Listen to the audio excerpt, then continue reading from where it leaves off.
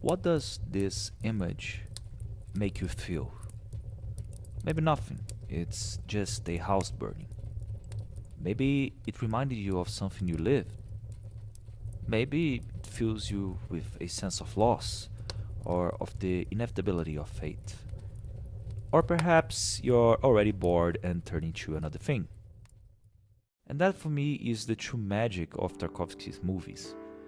A lot of the times in his movies, if you try to understand it in terms of logic, or if you try to find semiotic relations in the scenery, plot, or other things, you will miss the most important point: the poetic beauty of the images that are being shown. The director's uncanny ability to make scenes that just work, that for some reason makes us feel something deep. That's not to say that you watch one of his movies and go, ooh, pretty image this, pretty image that, door frame shot this, door frame shot that. No, it's not that we discard logic and correlations that we make along the film, but rather that even though the construction of the film does matter to affect your brain, it is the poetry of the scenes that affects your spirit, as he would put it, and as I'm inclined to agree. Today I want to dive into the movie of Tarkovsky that I have watched the most times, a movie that brings consolation, a work of beautiful melancholy, and which wakes us up to being human. The Sacrifice. As per usual, and because it helps me build the script, I will be going into the plot and spoiling it pretty heavily. However, as I become ever more like a broken record on this channel, the spoilers will not ruin your experience, since it is impossible to spoil the poetry of an image, a moving piece of dialogue, or great acting with words alone. Anyway, to the movie. The movie begins with a delicate sequence showing an image with religious figures surrounding a tree, which the camera climbs for us, all set to the sound of Bach's Erbarme dich, mein Gott, from St. Matthew's Passion. We then cut to our protagonist, Alexander, who, while planting a tree, is talking to his son, who cannot speak since he is recovering from a throat operation. The father explains the story of a monk that was instructed by his master to plant a tree in a barren mountainside where no natural flux of water or rain came, and then to water the tree every day until it blossomed. And 1 year went by and nothing happened. And 2 years went by and still nothing. But every day the monk still watered the tree, and after 3 years it finally happened. The tree blossomed. It is very clear from this story and the iconography shown in the opening credits that the story of the tree will be highly symbolic. A symbol for what? We still don't know, but that it is a poetic metaphor, that much is clear. However, what adds to this monologue is the somewhat cynical conclusion of Alexander, who believes that the true virtue in this story is on the power of routine, the discipline of repetition. And as Otto, a friend postman, comes to deliver a telegram to our protagonist, we have a clearer picture of Alexander. He is an intellectual, a university professor, someone of great knowledge, but that despite all that is delusioned with the modern world, the endless march of technology and the ways of man. He's a little nihilistic and completely atheist. The loss of meaning putting him in a state of, and pardon my lack of prose here, I don't care what happens. All we have is words, which in our ages is completely meaningless, as are the ways of civilization. So come death or whatever, I just don't care.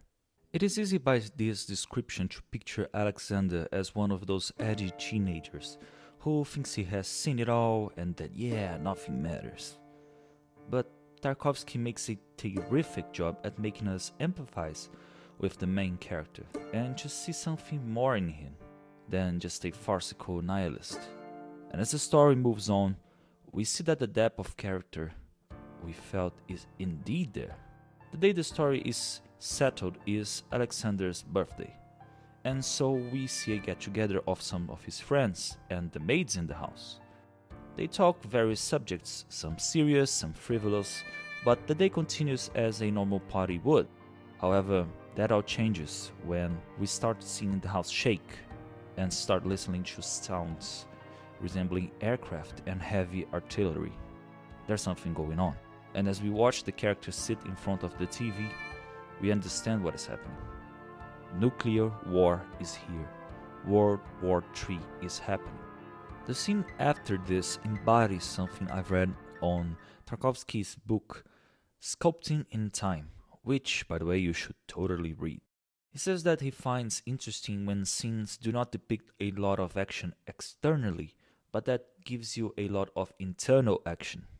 In other words, it is the psychological turmoil of the characters that the director finds most interesting. And this scene has psychology in abundance. We get to see how every character is reacting to the impending doom. From Alexander's wife's realization of the now incorrigible mistakes of her life, to the kindness of the maid Julia in not wanting to wake up the little boy, who is asleep and like so should stay to be spared of the fear of Armageddon, a fear she is living vividly, and therefore puts her energy in stopping anyone waking the kid, not only as an act of kindness, but as something that gives her purpose and helps her withstand this dire situation. The reaction that interests us the most, however, is that of Alexander. Maybe you would expect a true nihilist to just scoff off at such an event. Treat it like it's just the logical conclusion to the theater of humanity. But his reaction is that of the most dreadful fear. Something so powerful that this atheist, a man that said that his relationship with God was non-existent, falls to his knees and prays. He offers to give up everything if this fate is to be avoided. He'll give up his family, his possessions, his speech, everything. And if you think that this is just an obvious religious moralistic way to continue the plot, to have a man fall to his knees when he is at death's door, I have two things to say. One, yes, this is something normal to happen. You see various people in life who convert themselves in their hour of greatest fear, but that does not diminish the value of this feeling. It is so true to life that one can't help but empathize. Especially because, and that's number 2, the actor Erland Josephson, I guess that's how you pronounce it, makes an outstanding performance, with the written lines and the cinematography making for a very special scene. Right after this bargain with God, the Almighty, answers Alexander's prayer, Otto comes to talk to him and tells him that there is a way to stop Armageddon. To do so, our protagonist must sleep with Maria, one of his housemates. Otto claims she is a witch and that by sleeping with her, she will grant him the wish of avoiding nuclear war. Alexander scoffs at Otto's proposal, taking it for a joke, but the seriousness of his friend, and especially the despair of the situation, make the professor a highly acclaimed intellectual that does not believe in this ludicrous supernatural, give in and hope that this witch will grant him his wish. We then go to his meeting with Maria, who humors Alexander, acknowledging that her patron is in pain and wanting to comfort him. He then makes the proposal. He asks her to love him. Maria says she does not understand and, feeling pity towards him, offers to bring him back to his house. But the despair is too much, and Alexander displays it to her, which makes her realize and see his sadness, his desperation, and that it isn't just some nervousness due to the situation, but a true, deep feeling of hopelessness. Seeing this, she grants Alexander his wish. She lies with him and loves him. And if the movie had stopped here, it would already be an all-time classic. Every scene, dialogue, and acting here is truly moving. But I have not yet come to the scene that stuck with me.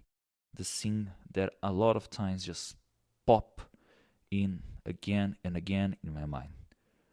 For you see, after the lovemaking scene, we have a dream sequence, which we know it is one because after it we see Alexander waking up on his sofa. He's confused, incredulous. Has it worked? He makes a quick phone call to his job, and when his coworker congratulates him for his birthday, it is clear. The miracle has happened. Nuclear war was avoided, and Alexander went back in time to the beginning of the day. And now our protagonist must fulfill his part of the deal. And think about it. Normally in this kind of Faustian bargain, we have the supernatural element enforcing the contract on the other part, which is usually regretful. But this is not the case in the sacrifice. Alexander seems to have a drive to make good on his promises. It is up to him to do what he promised. But how will he do it? And that's when the scene happens. He waits for everyone to leave the house and then sets it on fire. What follows is one of the most beautiful sequences in all of cinema. We see Alexander sitting and then his friends, mates and family, except for his son, arrive. He starts to tell his friend about what happened, but remembers his vow of silence. After all, to the faithless modernity, words are meaningless. He wanders around, kneeling to Maria in acknowledgement, before a mental asylum van comes to take him to a psychiatric institute. After all, to the materialistic modern world, a man who in an act of faith gives up all of his possessions can only be called a crazy person. And all of this is happening while the house burns in the background. To give up his material belongings, Alexander could have exploded his house. He could have just left to live as a hermit. He could have torn it down with an axe. But no, he sets it on fire. And that creates the whole poetry of the scene. The purifying and finality of fire, creating an image in this context that, and I'll say it again for lack of vocabulary, is incredibly beautiful. In the end of the movie, we see Maria riding a bike to where Alexander's son is. She goes there to see the boy, but stops before reaching him. She sees him watering the tree, just like the monk in Alexander's parable.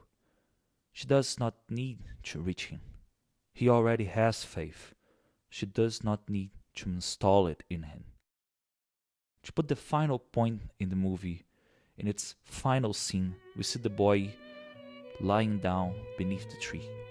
And then he speaks. The boy who wasn't supposed to be able to speak does it in an act of faith. Words do have meaning and so should be spoken. Then, as in the beginning, we climb the tree, ending in this beautiful shot set once again to Bach's music. And now there is simply no more words which I can speak to you about this movie. Experience it for yourselves. That's it for today, guys. Thank you so much for watching, and if you got here, please do leave a like, because I recently found out through experience that makes more people see that this video exists and then may see it. And also please subscribe, because that would help me a lot. Thank you very much, and until the next one.